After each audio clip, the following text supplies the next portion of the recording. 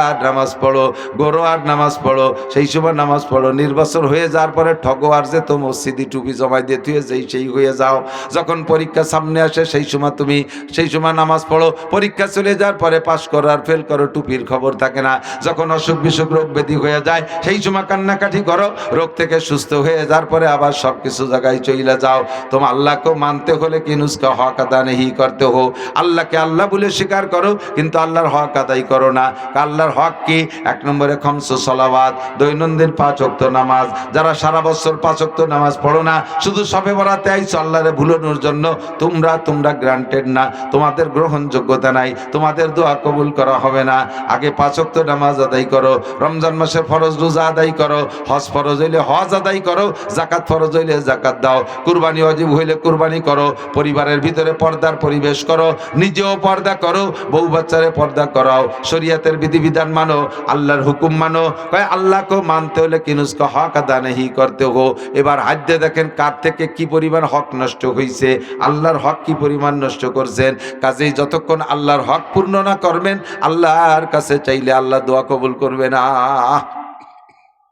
1 নম্বর তেতুল, বহুত ব্যাখ্যা, সময় নাই বলবো না, কষ্ট হয়ে যাচ্ছে। 2 নম্বর তেতুল হলো तुम कुरान पढ़ते हो लेकिन उस पर अमल नहीं करते हो। मुसलमान कुरान पढ़ो, कुरान विश्वास करो, कुरान विश्वास करें ना, যে যতটুকু পারেন কোরআন পড়েন, কিন্তু কোরআনের পর আমল করেন না।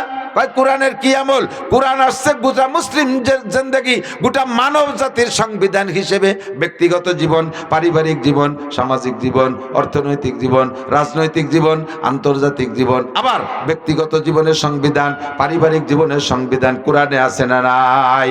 সামাজিক জীবনের সংবিধান কোরআনে আছে, সমাজপতিরা সমাজ কিভাবে পরিচালনা করবা অর্থনীতি কোরআনে আছে না নাই? অর্থনীতি কোরআনে আছে, রাজনীতিও কোরআনে আছে না নাই? আসতে কয় দুঃখ লাগে, বড় কষ্ট লাগে। আমি রাজনীতি করি, আমি কখনো রাজনীতি রস করি না, রাজনীতি রস করি না। আমি আজ থেকে 30 বছর ধরে ওয়াজের মাঠে, কথা না বলি, 30 বছর আলহামদুলিল্লাহ ওয়াজের মাঠে। সবচেয়ে বেশি ওয়াজ করছি ফরিদপুর আর মাগুরা, এই 2 জেলায় সবচেয়ে বেশি ওয়াজ করি। এই বছর ফরিদপুর যে পরিমাণ, গ্রামে গ্রামে পাড়ায় পাড়ায় হয়ে গেছে। এত ওয়াজ কনতে পাবো, কন্দি দিই, এটা দিয়ে ওটা দিয়ে জোড়াতালি দিয়ে মোটামুটি টাইম শেষ করে চলে যায়। এদিক আমার এই 30 বছরের ওয়াজের জিন্দেগিতে বহু নির্বাচন দেখছি। ইউনিয়ন নির্বাচনের সময় ইউনিয়নের মেম্বার চেয়ারম্যানরা প্রার্থী এসে আমাদের মাইক আমাদের হাত থেকে নিয়ে অনুরোধ করে নিক, আর যেভাবে নিক, বা 5,000 টাকা দিয়ে নিক, 10,000 টাকা দিয়ে নিক, নিয়ে তাদের রাজনীতির আলোচনা একটু প্যান্ডেলে করছে। আমরা বাধা দেইনি, আমাদের কাছে দোয়া চাইছে, নিজেরা ওয়াজ করে ভোট টোট চাইয়ে দোয়া চেয়ে চলে গেছে, দোয়াও করে দিছি। এমপি নির্বাচনের সময় সব এমপিরা আইসে স্টেজে দোয়া চাইছে, ভোট চাইছে, আমরা সুযোগ দিছি, দোয়া করছি। উপজেলার সময় উপজেলার আসে, আমরা এতদিন ভোট চাই নেই, আপনাদের ভোট চার সুযোগ আমাদের ওয়াজের মাঠে করে দিছি। কিন্তু এই বছর আমরা হুজুররা একটু ভোট চাইতে গেলে, হুজুর ওয়াজের মাঠে রাজনীতি বাদ দেন, একদিন করছেন কে? দিন করছেন পক্ষে পড়লি জি জি, আর বিপক্ষে পড়ার সাথে সাথে মুখ চিপে ধরবেন। আবার তো মিনুনা বিবাজিল কিতাব অতাক ফুরুনা বিবাজ, কোরআনের যেটা ভালো লাগে মানবেন, আর যেটা ভালো লাগে না মানবেন না। এটা তো কোনো মুমিনের শান হতে পারে না, কতক্ষণ? তাহলে পাক্কা প্রতিজ্ঞা, আমরা হুজুররা আমাদের রাজনীতির ওয়াজের মাঠে হবে না। জীবনে কোনোদিন কোনো রাজনৈতিক নেতা স্টেজে এসে ভোট চাইতে পারবেন না। যার যার ফিল্ড তৈরি করে সেই ভোট চেয়ে বেড়াবে, ঠিক কি ঠিক না? যার যার ফিল্ড তৈরি করে সে ভোট চাবে। এখানে রাজনীতি না। তবে কোরআন শরীফ কি জন্য? শুধু তিলাওয়াত করার জন্য, নামাজে পড়ার জন্য না। 6টা জীবনকে গলার সংবিধান নিয়েছে কোরআন। হুদাল্লিন নাস, আগে বলছে হুদাল্লিল মুত্তাকিন, শুধু মুত্তাকিনদের। আবার ওই সূরা বাকারার মধ্যে কদ্দুর পরে যে শাহরু রমাদান আল্লাযী উনজিলা ফীহিল কুরআন হুদাল্লিন নাস, হিন্দু, বৌদ্ধ, খ্রিস্টান, ইহুদ, নাসারা, গোটা মানব জাতির সুন্দর পথ চলার সংবিধান আল কোরআন। কথা বলেন ঠিক কি ঠিক না? কোরআনী সংবিধান যদি এই দেশে চালু হয়, তাহলে মুসলমানের চাইতে অমুসলমানরা সুবিধা পাবে বেশি। মুসলমান জিনা করলে তাদেরকে হত্যা করে ফেলতে হবে, মানে পাথর মেরে শেষ করতে হবে, অথবা 100 গুঁড়া মারতে হবে। আর হিন্দু বুদ্ধ জিনা করে ধরা পড়লে পারা তাদের ওই বিচার না, কারণ তারা তো কোরআন মানে না, কাজেই তাদের পর কোরআনের বিচার হবে না। মুসলমান চুরি করে ধরা পড়লে হাত কেটে দিতে হবে, হিন্দু বৌদ্ধ খ্রিস্টান চুরি করে ধরা পড়লে এই দেশের ভিতরে হাত কাটা যাবে না, কারণ তারা কোরআন মানে না। কোরআনের বিচার যদি হাত কাটা বিচার করে তারা জুলুম মনে করবে, তাদের অন্য বিচার করতে হবে, তাদের অন্য বিচার। তাহলে তারাই সুযোগ বেশি পাচ্ছে না, সুবিধা বেশি পাচ্ছে। আমাদের মসজিদ মাদ্রাসার নামও যেমন বরাদ্দ হবে রাষ্ট্রীয় মাল, তাদের মন্দিরের জন্য এরকম বরাদ্দ হবে। আমাদের ধর্মীয় উপাসনার জন্য যেমন ছুটি হবে, তাদের ধর্মীয় উৎসবের জন্য এরকম ছুটি হবে। তারাও যেমন, আমরাও যেমন পাবো, তারাও সেরকম পাবে। তাদের জান মাল ইবাদত সবকিছুর নিরাপত্তা মুসলমানের দায়িত্বে, সবকিছু কোরআন শরীফে আছে। তাহলে 6টা জীবন নিয়ে আসে কোরআন। আমরা কিছু মানি, কিছু মানি। নামাজটা ভালো লাগে পড়ি, রোজাটা ভালো লাগে রাখি, হজ ভালো লাগে, কারণ হজ করে আসলে সবাই আলহাজ কয়, একটু খুশি খুশি ঠায় আলহাজ কয়, একটু আল হাজিতে আল্লাহ গায়ে আইছে, একটু আলহাজ, এ আল হাজি একটু খুশি খুশি ঠায়। কুরবানি বড় 3-4টে গরু দিলি মানুষ গল্প করে, হয় খুব দেশে। জাকাতের সময় কিছু কম্বল টম্বল দিলি, জম্মের দিয়া দেশে। এই নাম আছে যে জায়গা, সেই জায়গায় একটু কাম করি। বাকি বহুত সংবিধান কোরআনে রয়ে গেছে, এগুলো মানো না বিদায় সবে বরাত সবে কদর না, কাবা ঘরের ভিতরে যাইয়া বসে দোয়া করলেও দোয়া কবুল হবে না। আগে কোরআন পড়ো আর কোরআনের পর আমলের চেষ্টা করো, কথা বলেন, তাহলে দোয়া কবুল হবে। নইলে 2 নম্বর তেঁতুল খাইছো, হোমিও ওষুধই কাজ হবে না। 3 नंबर दुआ कबूल ना हर कारण तो मुम्मत रसूल का दावा करते हो, लेकिन सुन्नत रसूल की पैरवी नहीं करते हो। रसूलेर उम्मत बोले दाबी करो, रसूलेर उम्मत। भाई आमादेर नबी के मुहम्मदुर रसूलुल्लाह बोलेन, आमादेर नबी के मुहम्मदुर रसूलुल्लाह सल्लल्लाहु अलैहि वसल्लम, ठीक ना? আমরা মুহাম্মদুর রাসূলুল্লাহর উম্মত, তো উম্মতে রাসূল বলে দাবি করি, लेकिन সুন্নতে রাসূলকে पैरवी नहीं करते हो। চুলের মধ্যে সুন্নাত নাই, মোছের মধ্যে সুন্নাত নাই, দাড়ির মধ্যে সুন্নাত নাই, টুপির সুন্নাত মাথায় নাই, পাগড়ির সুন্নাত দেখলে ক্রিটিসাইজ করি, পাগড়িওয়ালাদেরকে তালেবান রাজাকার মৌলবাদ বলে জঙ্গি বলে আখ্যা দেই, জুব্বা দেখলে ঘৃণা লাগে, জুব্বাওয়ালাদেরকে ইত্যাদি ইত্যাদি বলে আমরা অনেক শক্ত কথা বলে তাদেরকে তিরস্কার করি।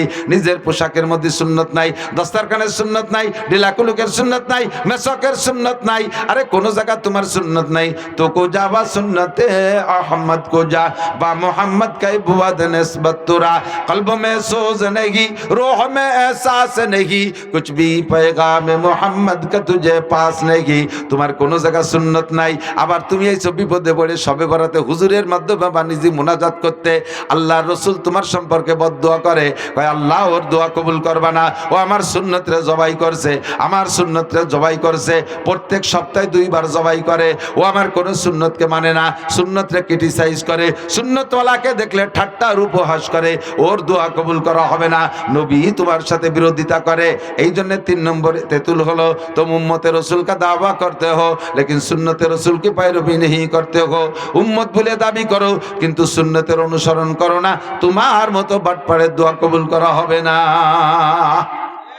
যা পাচ্ছ গতানুগতিক, ওরকম হিন্দু বুদ্ধ খ্রিস্টানও পাচ্ছে, তারাও কম না, খাইয়ে দেবে শুয়ে আছে, তারাই আরো বেশি ভালো আছে। এটা দিয়ে তুমি ধোকায় পড়ো না যে তাহলে বেঈমানরা তারও বেশি সুখী আছে, আমরা ইমানদারই তো মার খেয়ে গেছি। তার মধ্যে এবার সুন্নতের পর আমল না করে দোয়া কবুল হয় না, তার চাইতে তো কাফের হয়ে যা ভালো, সেটা তোমার ব্যাপার। হমান সাফাল্লিউমিন ওমান সাফাল্লিয়াকফুর, অন্ধকার কেটে গেলে সেদিন প্রমাণ হবে ঘোড়ার পিঠে বসা না গাদার পিঠে বসা। এখন কিছু কব না, ঠেট্টা এখন করব না। 4 নম্বর তেতুল হলো तुम शैतान को लानत करते हो लेकिन शैतानी काम खुद करते हो। ইব্রাহিম ইবনে আদম বলেন দোয়া কবুল হওয়ার না হওয়ার কারণ আজকে রাত্রে এই 5 তেতুলি থেকে তওবা করে দোয়া করব, ইনশাআল্লাহ কবুল হবে। কি কি 4 নম্বর খান হলো তোমরা শয়তানরে গালি দাও অথচ শয়তানি কামটা নিজেই করো। যে কোনো অন্যায় করে গুনাহ করে ধরা পড়লি দোষ দেয় শয়তানের, আমি কি এই কাজ করা মানে এই শয়তান আমারে করাইছে, শয়তানকে দাঁত ফেলাই দিবানি, ওদের তুই নিজেই করলি। এ তুই মদ খালি কে, কয় শয়তানে খাইছে, শয়তান কয় যে তুই নিজেই কিনে আনলি, আমারে দেখছিস ও জায়গা তুই।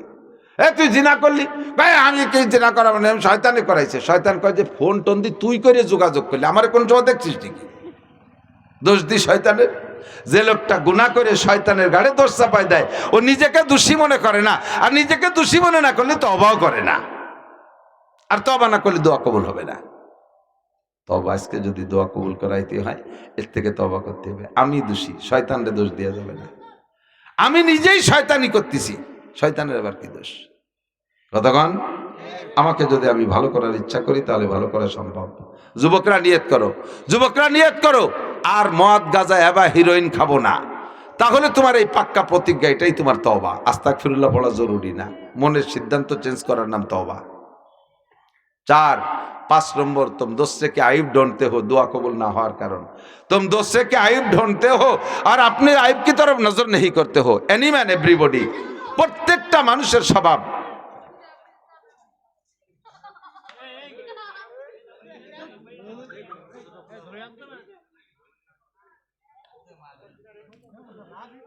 पांच नंबर दुआ कबूल ना होने कारण, तुम अपने आइब की तरफ नजर नहीं करते हो, दोस्ते के आइब ढूंढते हो। प्रत्येकटा मानुषेर स्वभाव निजेर दोषेर दिक ताकाय ना। आमिও আমি ডাকইতেছি, আপনাদের বলতেছি না। আমি আপনাদের কত দোষ ধরি, আমার ভিতরে কত দোষ আছে, এই দোষগুলো আমি দেখি না। প্রত্যেকটা মানুষ। আর একজন কয় ও নামাজ পড়লি কি হবে, ও রোজার হওয়াজ করি আইছে ইত্যাদিকে বেশকি মারে। আমরা নামাজ না পড়লেও ভালো আছি, আমরাই ভালো আছি, উন্ডা খারাপ। কয়েকজন বসে বসে চার দোকান, বাংলাদেশের চার দোকান কি হয়েছে জানেন? চার দোকানের 2 নাম, একটা হলো মিনি সংসদ ভবন, আর একটা হলো দারুল ইফতাহ। দারুল ইফতাহ বোঝেন তো, যে জায়গা ফতোয়া দেয় হুজুররা, এর নাম হলো দারুল ইফতাহ। যে জায়গা, যে ঘরের থেকে ফতোয়া দেয় যে রুমিতে, ওর নাম হলো দারুল ইফতাহ। আর সংসদ তো বোঝেন। তা বাংলাদেশের 4 দোকান হলো দুই উপাধি পাইছে, একটা হলো দারুল ইফতাহ আর একটা হলো মিনি সংসদ ভবন।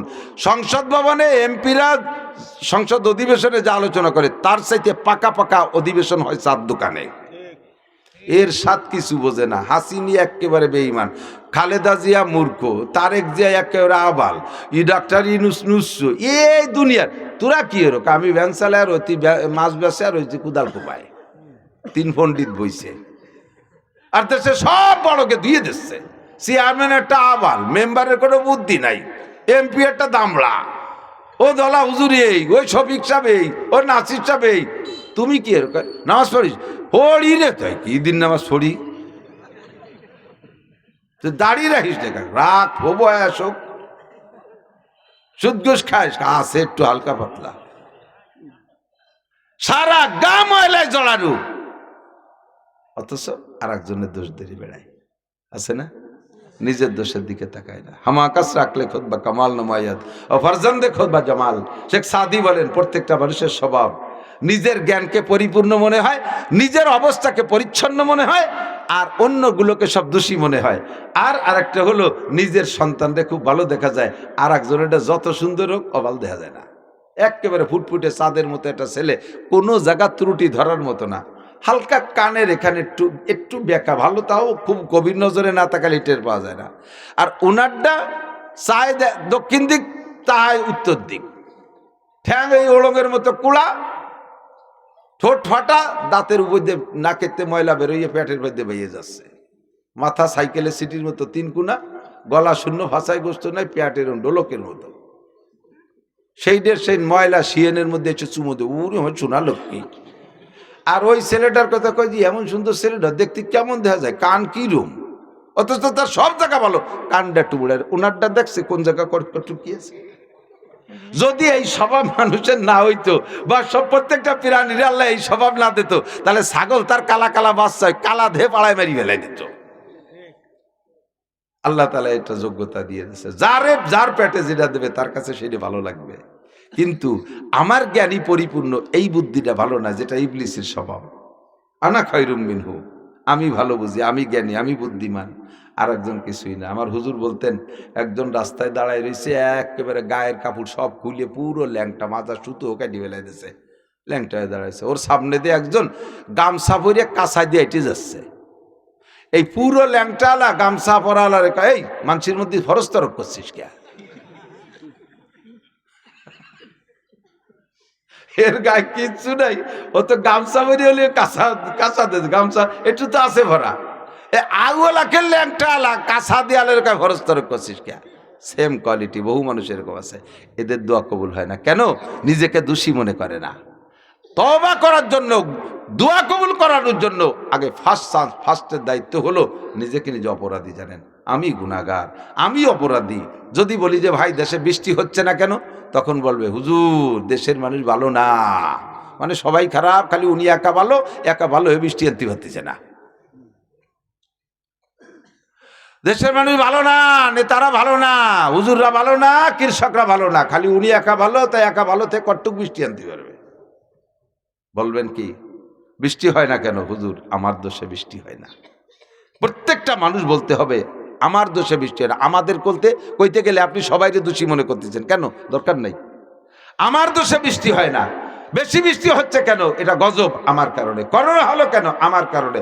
মহামারী কেন হলো? আমার কারণে। ঘূর্ণিঝড় কেন হলো? আমার কারণে। প্রত্যেকটা মানুষ যদি নিজেকে নিজে দোষী মনে করি তাহলে তওবা করাও সহজ আর সব মানুষ ভালো হওয়া সম্ভব। কিন্তু মুশকিল হলো আমরা সবাই বক্তা হয়ে গেছি, সবাই উপদেষ্টা। ওই যে মোল্লা জিয়ন রহমাতুল্লাহ আলাইহি বাচ্চা আলমগীরের সময় মোল্লা জিয়ন উনি খুব পাকা পাকা কথা বলতেন। আর উনি এমন এমন কথা বলতেন, মোল্লা জিয়ন মানে এই যে মিলাদ পড়া মোল্লা না, কওমি মাদ্রাসার সিলেবাসে উসুলে ফেকার সবচাইতে কঠিন কিতাব যে কয়টা তার ভিতরে একটা নুরুল আনোয়ার। এই নুরুল আনোয়ার লেখছে মোল্লা জিয়ন বাদশাহ আলমগীরের ধর্মমন্ত্রী, মন্ত্রী চলাকালে এই কিতাব লেখছে, যেটা সেই থেকে নিয়ে আজও পর্যন্ত দর্শে নিজামিতে পড়ায় এবং উসুলে ফেকার সবচাইতে মজার কিতাব নুরুল আনোয়ার। তো বহুত বড় আলেম, এমনি উপাধি ওই যেমন আফগানিস্তান থেকে মোল্লা ওমর, মোল্লা কয়, মোল্লা ওমর মানে মিলা ছড়াইনি মোল্লা না, ওটা বেটা মোল্লা। তো ওই মোল্লা জিয়ন রহমতুল্লাহ আলাইহি মন্ত্রিসভায় বসলে উনারে যদি কেউ একটা কথা বলতো উনি এমন জবাব দিত তাতে সে লজ্জায় আর বছরের মধ্যে উনার সাথে কথা বলতে সাহস পেত না।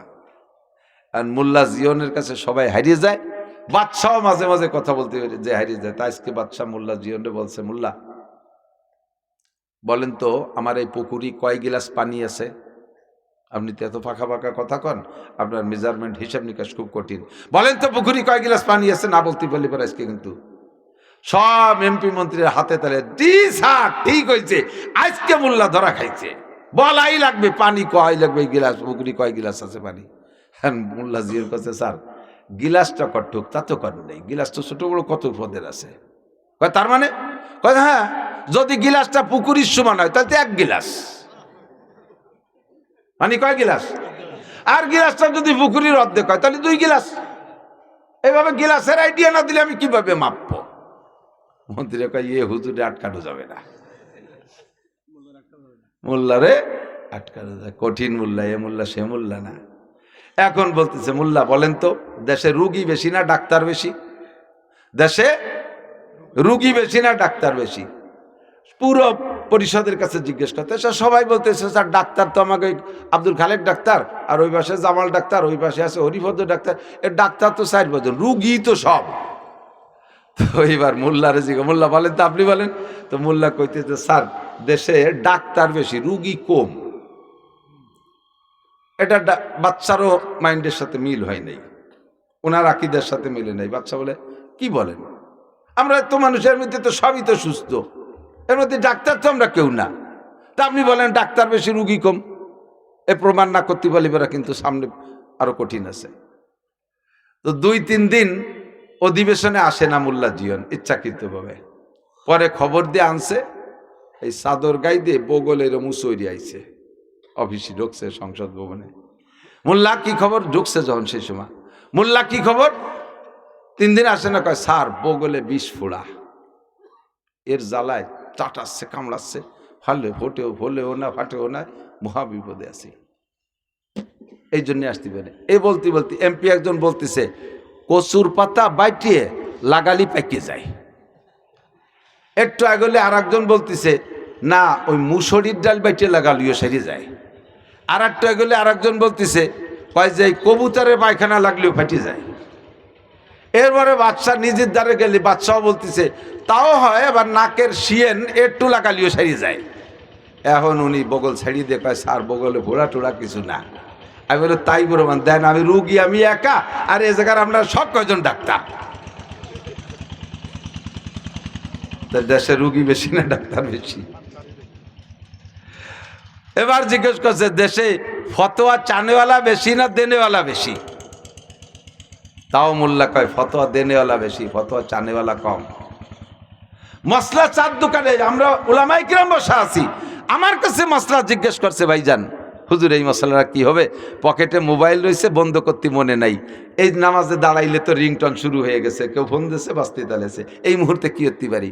ফতোয়া চাইছে আমার কাছে, আমি ভাবতেছি যে কিভাবে বলবো, বাপতি বাপ রে বাপ, 20-22 জন ছেলে, 4 দোকানে বিড়ি খা মুক্তি, ফকা ফক ফতোয়া দিয়া শুরু করে দিয়েছে, বিড়ি দুমার মশলা একসাথে বাড়িতে তালে রয়েছে।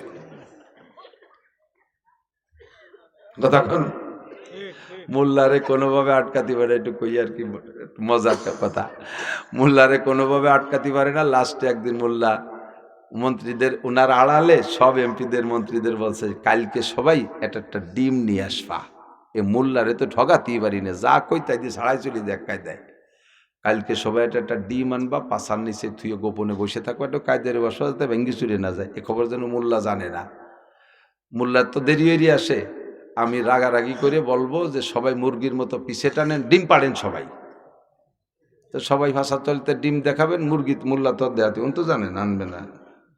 কালকে এই ডিম প্রদর্শনীতে একটা ঠগানো দেওয়া হবে মোল্লারে। তো সবাই এরকম পাশার নিচে ডিম থেকে বসে রয়েছে, মোল্লা আইসে পরে। এখন বাদশা কৃত্রিম সাজানো নাটক, আপনাদের দ্বারা কিভাবে দেশ চালাবো, এরকম খালি মুরগির মতো পিছে টানেন, আপনারা মুরগির মতো ডিম পাড়েন। বললি ভাষার তলেতে ডিম একটা বাইরে সবাই দেখাইছে যে স্যার এই যে ডিম, আর মোল্লার তো ডিম নাই, মোল্লা দাঁড়াইছে, আর মোল্লা বুকা সাজি গেছে, মোল্লা কি ব্যাপার ডিম দেখান না কেন? এর মধ্যে মোল্লা ডাই করছে কুকুক কুক, তার মানে কয় স্যার এতগুলো মুরগিতে ডিম পারলে একটা মোরগ না থাকলে তো ডিম বাওয়া হয়ে যাবে না, আমি মোরগ। মন্ত্রীরা কয় স্যার আজকে হাতে ধরে ঠকালেন, ইয়ার দরকার ছিল কি? সবসময় বলদ বানালি হবে না। আল্লাহ যদি কোনো কেরম এরম যোগ্য হাক্কানি রব্বানি আলেম, বহুত কিচ্ছা আছে, সেগুলো আর দরকার নেই। আজকে রাত্রে আমরা নিজের দিকে তাকাবো, মোল্লার দিকে তাকাবো না। মসজিদের হুজুর খারাপ, এমপি সাহেব খারাপ, চেয়ারম্যান সাহেব খারাপ, শিল্পপতি সাহেব খারাপ, ও খারাপ সে খারাপ, কেউ খারাপ না, সবাই ভালো, আমি খারাপ। নিজেকে নিজে খারাপ জানিয়ে গভীর রাত্রে আল্লাহর কাছে আজকে দোয়া করবো, রাজি আছি না? দোয়া করা যাবে? 5 খানতে তো মনে আছে, আল্লাহকে মানি তো হক আদায় হবে কার? কিছু চাইতে হলে কার কাছে? কোনো নেতার কাছে। কোনো নেতার পিছনে স্লোগান দিতে যে যদি বলেন অমুক ভাইকে দিলে ভোট শান্তি পাবে দেশের লোক, আপনি পাক্কা মুশরিক, আপনি পাক্কা মুশরিক। কোনো পীরের কাছে মান্যত করে যদি আপনি ছেলে সন্তান বা অর্থ সম্পদ কামনা করেন, আপনি পাক্কা মুশরিক। বট গাছ, তাল গাছ, বেল গাছ, মান্দার গাছ, বিভিন্ন জায়গায় মুসলমানরা যে সে জায়গায় ফুল দেয়, এগুলো সব শিরিক। শিরিক থেকে বাঁচেন। ওয়ালা তুশরিক বিল্লাহ ইন্নাশ শিরকা লাযুলমুন আযীম। আল্লাহর দেয়া নিয়ামত ব্যবহার করে শুকর আদায় করব, শুকর আদায় না করার নাম কুফর। ভালো খানা দানা, ভালো পোশাক করে বলবো আলহামদুলিল্লাহ। নতুন পোশাক করে দোয়া আছেন আলহামদুলিল্লাহিল্লাযী কাসানি মা ওয়ারিয়া বিহি সাওয়াতি ওয়া তাজাম্মালু ফি হায়াতি। এই দোয়া পড়বেন, শুকর আদায় হলো পর নতুন পোশাকের। খানা খেয়ে আলহামদুলিল্লাহ, পানি খেয়ে সাকাহুম রাব্বুকুম শারাবান তাহুরা। আলহামদুলিল্লাহ দোয়া করবেন, আল্লাহর কাছে শুকর আদায় করবেন। শুকর আদায় না করার নাম কুফরি। এই লোকটার দোয়া কবুল হয় না। আর শরীয়তে যেগুলো বেদাত বলে বলেছে, বেদাতগুলো ছেড়ে দেন। আজকে সবে বরাতে রাতভর কান্নাকাটি, দিনের বেলা হবে রোজা। কুমু লাইলাহা সুমু ইয়াওমাহা, রাত্রে জেগে ইবাদত, দিনের বেলা কান্নাকাটি, দিনের বেলা একটা রোজা। এই সবে বরাতে কোনো হালুয়া রুটি নাই, কোনো গোশ খাওয়া খাই নাই। এই দিনটা রাত গেলে যাবে কান্নাকাটিতে, দিন যাবে অনাশন ধর্মঘট, তার নাম রোজা। এই না খাওয়ার কান্নার ভিতর দিয়ে রাত কাটবে, দিন কাটবে। খাওয়ার একটা দিন আছে, খাওয়ার আছে 6টা দিন। 5টা দিন হলো 2 ঈদের 5 দিন আর মুহররম মাসের 10 তারিখ। নবী পাক বলেন মান ওয়াসালা আলাইহি ফিন নাফকাতে ইয়াউমা আশুরা ওয়াসাল্লাহু আলাইহি সাইরা সানাতিহি। মুহররম মাসের 10 তারিখে দিনের বেলা রোজা রাইখা আগের রাত অথবা পরের রাতে ফ্যামিলির সদস্যদেরকে নিয়ে ভালো খানা খাইলে আল্লাহ পাক আগামী 1 বছর রুজির বরকত বাড়াইয়া দেয়। পহেলা বৈশাখে ফান্তা ইলিশ খালি রুজির বরকত বাড়বে কোনো কিতাবে লেখে না। 14ই ফেব্রুয়ারিতে এই আকাম কুকাম করে বেড়াইলে তাতে কোনো ভাগ্যের পরিবর্তন হবে তা লেখে না। হ্যাঁ, ভাগ্যের পরিবর্তন হবে, ডিমোশন হবে।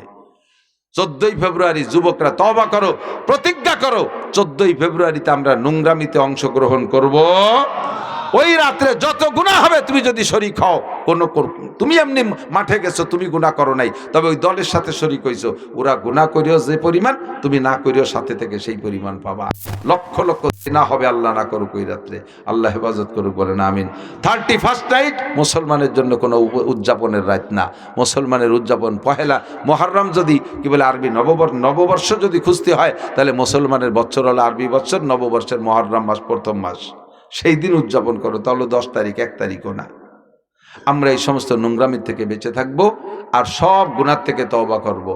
যদি তওবা না করি তাহলে দোয়া করে কোনো ফায়দা নাই, গুনাহ থেকে তওবা করে তারপরে হতে হবে তো দোয়া। আল্লাহ পাক রব্বুল আলামিন আমাদের দোয়া কবুল করে, সবাই বলেন আমিন, সবাই বলেন আমিন। মাঠে শেষমেশ অনেক লোক আসছেন, মসজিদের উন্নয়ন কর্তৃপক্ষ, মাদ্রাসা আছে নাকি, মসজিদের জন্যই ওনারা চেয়েছে, ওনাদের কি কি কাজ বাকি আছে, আল্লাহর ঘর মসজিদ